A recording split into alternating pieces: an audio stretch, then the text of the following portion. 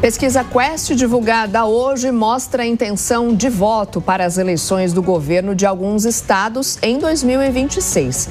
Aqui em São Paulo, o atual governador Tarcísio de Freitas aparece com 43% na liderança das intenções de voto, seguido de Geraldo Alckmin, com 21%, e de Érica Hilton, com 8%. Já no Rio de Janeiro, Eduardo Paes, atual prefeito da capital, aparece com 35% das intenções de voto. O vice-governador Rodrigo Bacelar, além de Washington Reis e Mônica Benício, aparecem com menos de 10% e estão tecnicamente empatados em segundo lugar. Em Minas Gerais, o senador Cleitinho aparece à frente nas intenções de voto com 28%. O ex-prefeito de Belo Horizonte, Alexandre Calil, está em segundo, com 16%.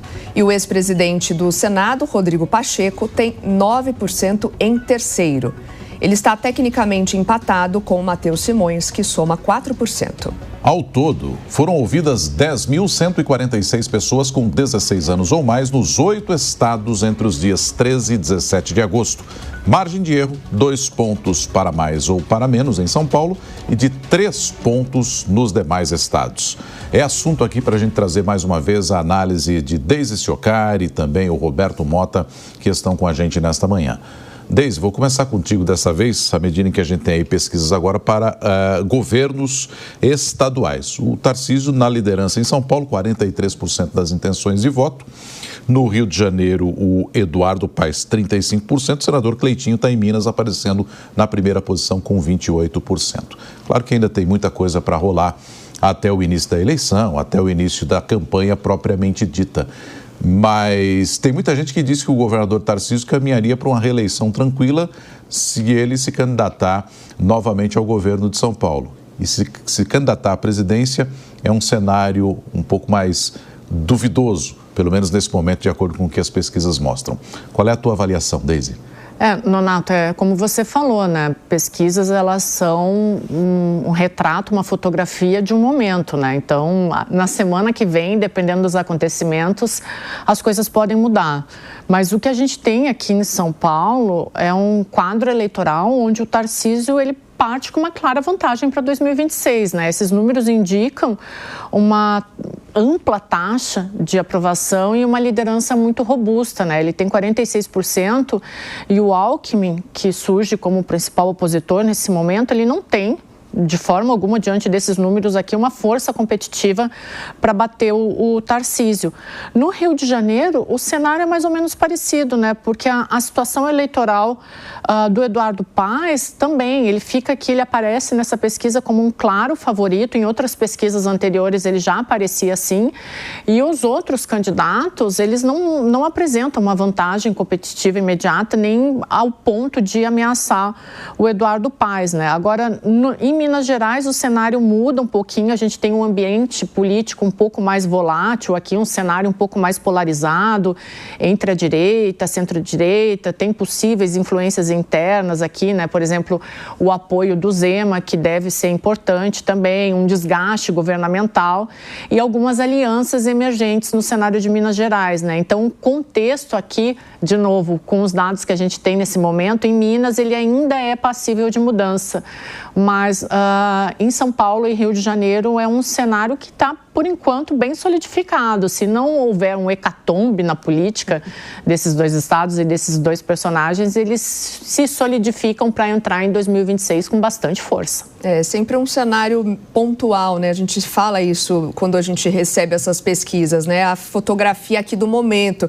porque a depender, né, Mota, do que pode acontecer, dos eventos aqui internos, tem esse momento de definições, que cargo, quem que vai defender, quem que vai se eleger para quê, porque a gente não sabe se Tarcísio vai se reeleger a governador ou se vai para um outro cargo, né? Mas como você interpreta esses dados do momento? Soraya, eu sempre vejo essas pesquisas com muito ceticismo. O meu ceticismo continua, embora no caso de Rio de Janeiro e São Paulo, parece indiscutível que os políticos que apareceram em primeiro lugar nessas pesquisas realmente são os favoritos. Eu não vejo nenhum competidor para Tarcísio de Freitas em São Paulo se ele resolver se candidatar a governador mais uma vez. Se ele resolver ir para a presidência da República, aí o cenário muda completamente. No Rio de Janeiro, Eduardo Paes tem mesmo uma posição muito forte. Essa posição forte de Eduardo Paes vem de dois fatores. Primeiro, ele é um político extremamente hábil, com muita experiência em eleições e um enorme conhecimento da máquina administrativa, da máquina pública. Ele também se beneficia de uma enorme confusão no que se poderia chamar de direita aqui no Rio de Janeiro. A direita hoje, aqui no Rio, é uma mistura confusa de vários políticos sem muita expressão e com uma fragilidade ideológica muito grande.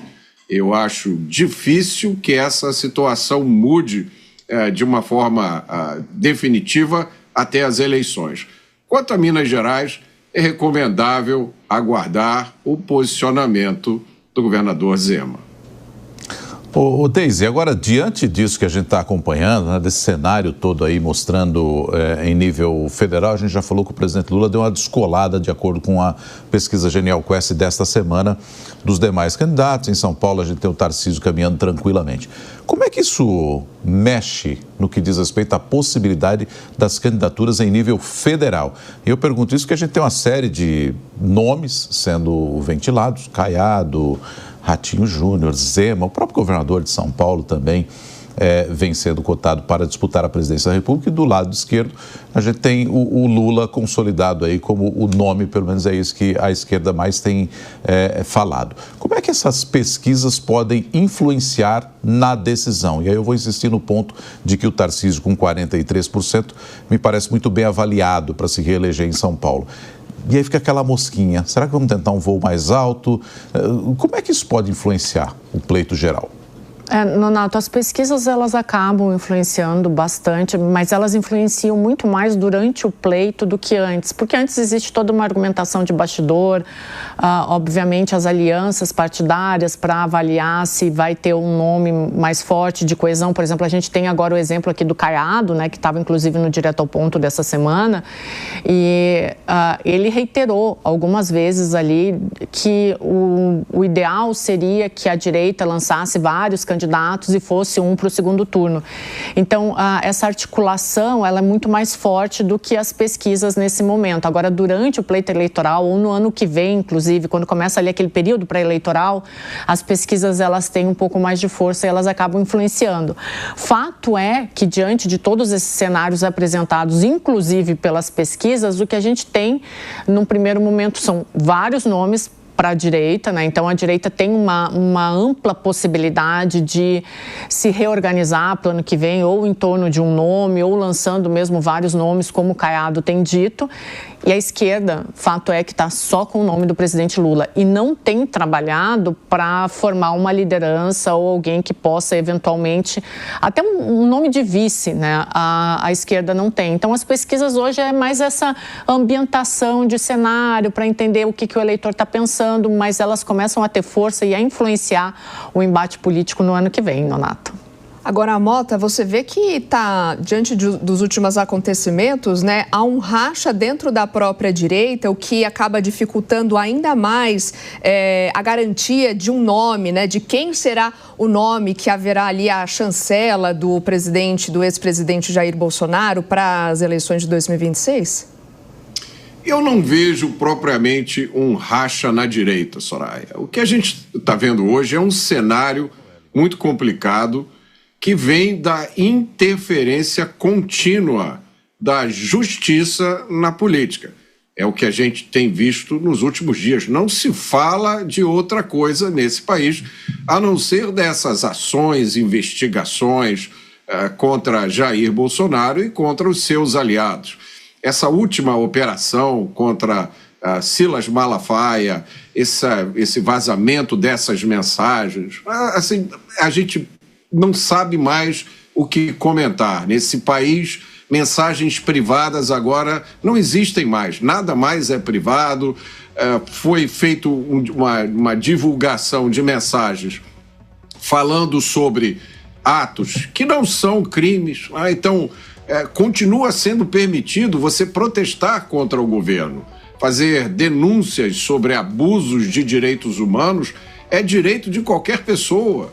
Pedir asilo é direito de qualquer pessoa, é direito constitucional, não é crime você pensar em pedir asilo. Então, essas coisas todas são divulgadas e muitas vezes são empacotadas e colocadas na mídia com o objetivo de criar uma narrativa, né? Para as pessoas que só leem manchete, que não têm uma capacidade de discernimento muito forte. A pergunta é, como é que neste cenário se pode falar em disputa eleitoral como se nada tivesse acontecendo? É evidente que essa confusão cria uma cortina de fumaça. É muito difícil ver através dessa cortina de fumaça. Agora, uma coisa a gente pode dizer com certeza. Há 2 cenários a serem considerados. Um cenário no qual Jair Bolsonaro participa das eleições do ano que vem, e aí eu acho que não há discussão nenhuma sobre quem é o candidato da direita.